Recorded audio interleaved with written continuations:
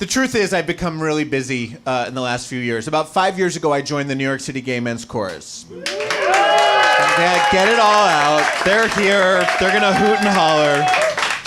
Don't encourage them. They'll start singing. It's awful. No, I love the New York City Gay Men's Chorus, but it takes up a great deal of my time. And this past summer, I actually traveled with the chorus to Mexico City to sing with the Mexico City Gay Men's Chorus. And I realized before we left that my passport had expired. I needed a new passport. Passport technology is the only technology that has not improved at all over the course of my 76 years.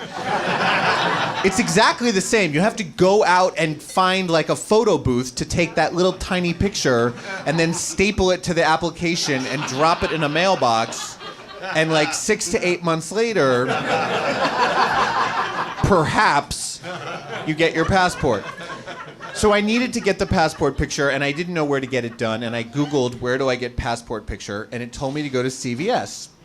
There's a CVS right down the street from me, and I was like, perfect. So I went there, and I walk in, and I walk to the back of the store, and the first thing I see is this big sign that says, no passport photos here.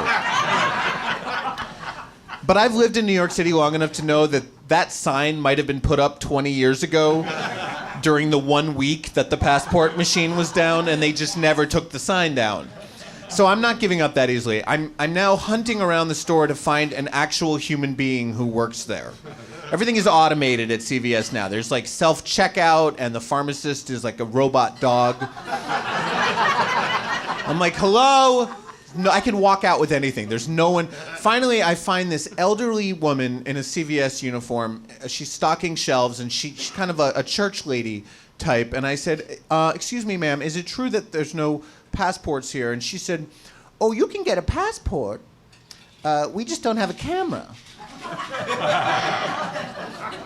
And I said, well, how does this work?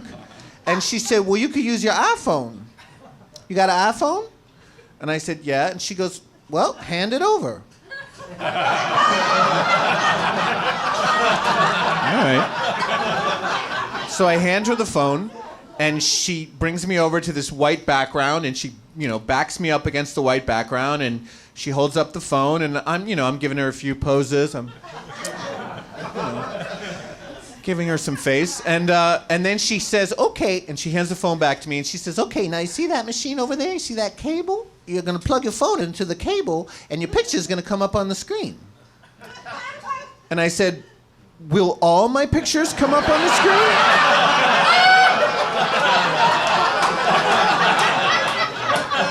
And she said, no, just the ones that I took. And I was like, well, I don't know how that's possible. But here goes. I very gingerly put the cable connector onto my phone, and immediately on this giant screen, it was just my hole, my dick, my hole, my hole, my hole, my hole, my... I don't know why I have so many pictures of it. My hole, my hole, my hole. And I just was like, oh. And she goes, don't worry, I'm not looking.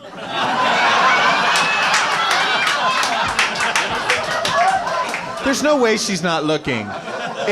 You can't unsee it. It's like when the doctor brings out your x-rays and puts them on the light board. Like, that's how big they were. She was like, you have a questionable mole.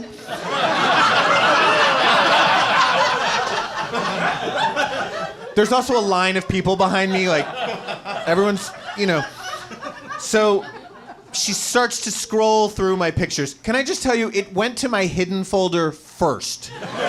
And then proceeded to go through all 800 other photos of my phone until she got to the 3 that she had taken. Those were at the end. And they were all horrible. So I picked the one that was, the least hideous, and she prints it out, and she brings me over to the register, and she puts it in this little bag and rings me up. It was like $5 or whatever. And then as I'm leaving, she goes, wherever you're going on your trip, I'm sure you're going to have a good time.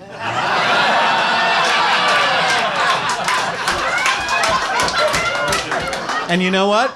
I did have a good time in Mexico with the New York City Gay Men's Chorus and the Gay Chorus of Mexico City. I had a really good time.